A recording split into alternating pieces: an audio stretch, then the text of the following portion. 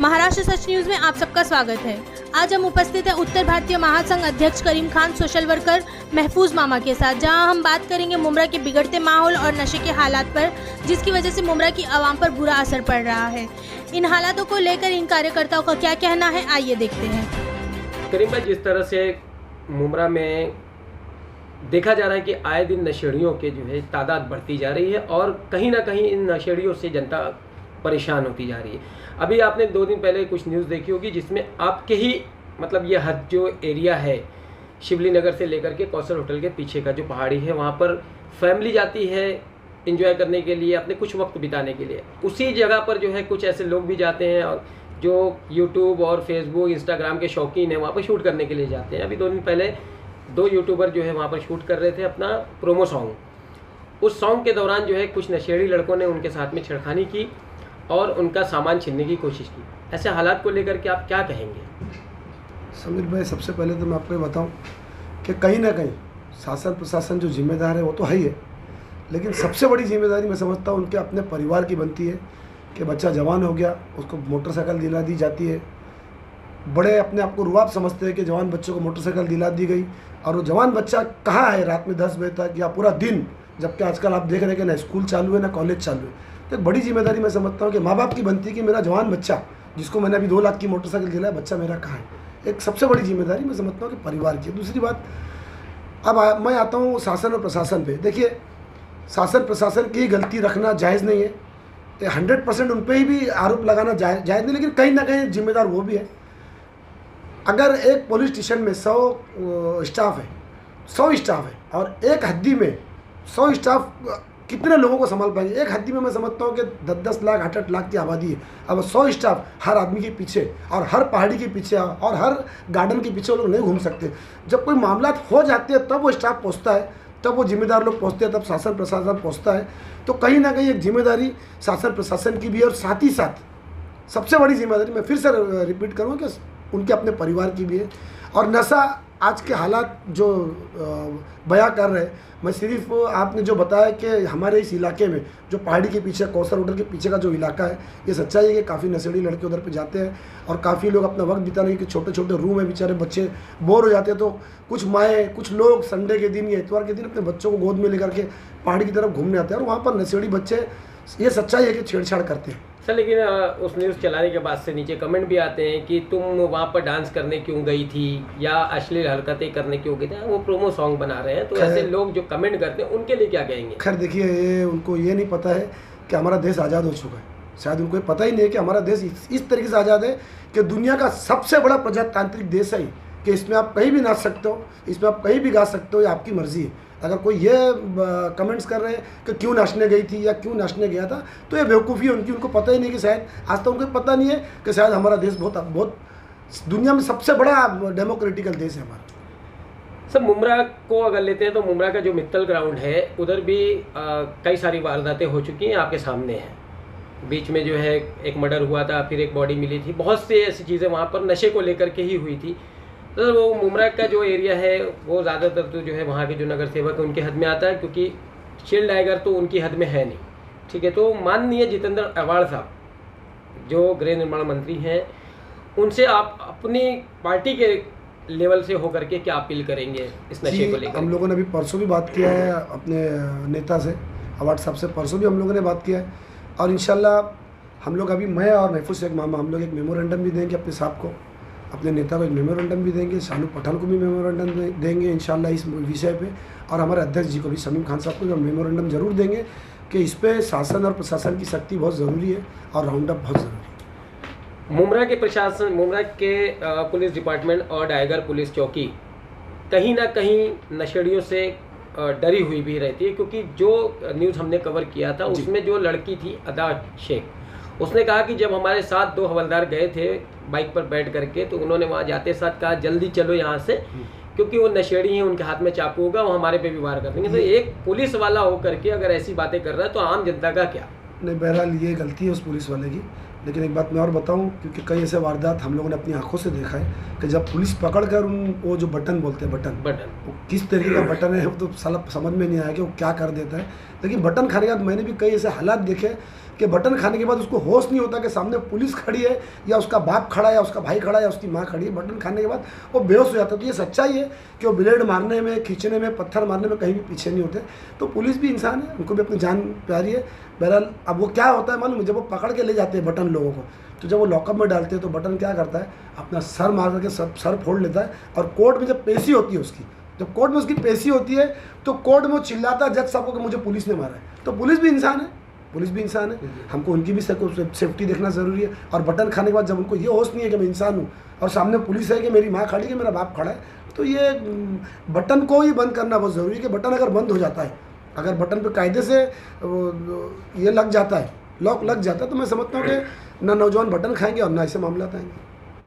भाई जिस तरह से नशे की बात हुई है और उसी को लेकर के एक और मुद्दा हमारे सामने है, जिस तरह से मुमरा को हटा करके पूरे देश का माहौल जो है आजकल ख़राब चल रहा है। कहीं ना कहीं लोग जो है छोटी छोटी बच्चों के साथ जो है गलत हरकतें कर दे रहे हैं, जिसकी वजह ये भी है कि जो अंडर एज लड़कियां हैं जी, वो आजकल कई सारे स्पोर्ट्स पे गलत हरकतें करते हुए पाई जाती हैं।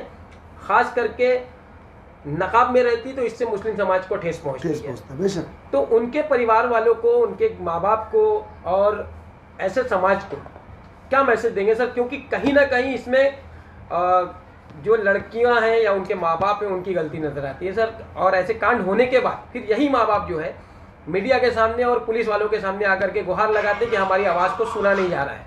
तो क्या कहेंगे? सबसे बड़ी गलती समीर भाई, आप भी बीवी बच्चे वाले हो, मैं भी बीवी बच्चे वाला हूँ, हर शख्स बीवी बच्चे वाला, चाहे पुलिस हो चाहे नेता हो, सभी के पास बीवी बच्चे। तो मेरा काम है कि मेरी 15 साल की बच्ची या मेरा 15 साल का बच्चा, टीनेजर, जिसको टीनेजर बोला जाता है, वो कहाँ गया। अगर ट्यूशन जा रही है तो टीचर को फ़ोन करिए कि मेरी बच्ची स्कूल पहुंची, ट्यूशन पहुंची, नहीं पहुंची, और निकली है तो कितना वक्फा है, कितना डिस्टेंस है कि घर पे पहुंचने के लिए 15 मिनट लगता है, 20 मिनट। तो ये माँ बाप की, सरासर माँ बाप की, उन पेरेंट्स की जिम्मेदारी है जो टीनेजर बच्चों को, बच्ची हो या बच्चा हो, जिनको वो ध्यान नहीं देते हैं। बच्ची स्कूल चले गई, उसका स्कूल का टाइम 3 बजे घर पर पहुँच जाना है, 3 बजे छूटती तो 15 मिनट में उसको घर पहुंचना चाहिए। मगर अफसोस है कि वो बच्ची 7 बजे पहुंचती है और माँ बाप उससे सवाल नहीं करते। मैं सरासर जिम्मेदारी उन पेरेंट्स को, उन माँ बाप को दूंगा। अगर आप ये सोचते हैं कि शासन और प्रशासन ही आपके टीनेजर बच्चों को संभाले, नेता संभाले, महफूज मामा संभाले, पत्रकार संभाले, तो ये आपकी गलती है, आपकी औलाद है, आपका काम है संभालना। सर, लॉकडाउन से पहले हम लोगों ने सर्वे किया था, कुछ कॉलेज बंद करके कहाँ जा रही है युवा पीढ़ी, उसको देखते हुए हम लोगों ने कई जगह पे सर्वे किया था, जिसमें जो है आपका मित्तल का पीछे का एरिया और रेती मंदिर का स्पॉट्स और बाबा फखरुद्दीन शाह रहमतुल्लाह अलैह की दरगाह के पीछे पास का हाईवे का, वहाँ पे हम लोगों ने जब कुछ लड़के लड़कियों को पकड़ा और जब उनसे हमने बात किया तो उन्होंने डायरेक्ट अपने माँ बाप से हमारी बात कराई। तो उनके माँ बाप का ये कहना था कि हमारी बेटी है, जो भी करती है वो हम जानेंगे, तुम कौन होते हो।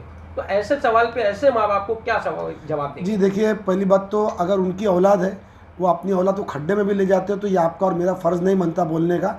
मगर अफसोस इस बात का है कि उन कुछ वेस्टर्न लोग हैं कि भाई मेरी बेटी है, भले 15 साल की हो, किस बच्चे के साथ घूम रही हो, कहाँ घूम रही है, आपको मतलब नहीं, लेकिन उनके पीछे जो अच्छे लोग हैं, उनकी बच्चियाँ या उनके बच्चे बदनाम हो रहे हैं। तो ठीक है, जिनको अपने बच्चों को मोल्ड करना है वो करे, लेकिन उन 2 टकों के चक्कर में जो 98% लोग हैं, जो अच्छे लोग हैं, जिनकी बच्चे और बच्चियाँ ख़राब हो रही है, तो मेरी रिक्वेस्ट है सभी के पेरेंट्स से, मॉडर्न फैमिली से भी मेरी रिक्वेस्ट है और अच्छे परिवार से भी मेरी रिक्वेस्ट है, जो साधारण ज़िंदगी निकालते हैं, जिनके रुपट्टे यहाँ तक होते हैं, जिनकी बच्ची 12 साल की तो उनकी शक्ल नहीं देखा जा सकता।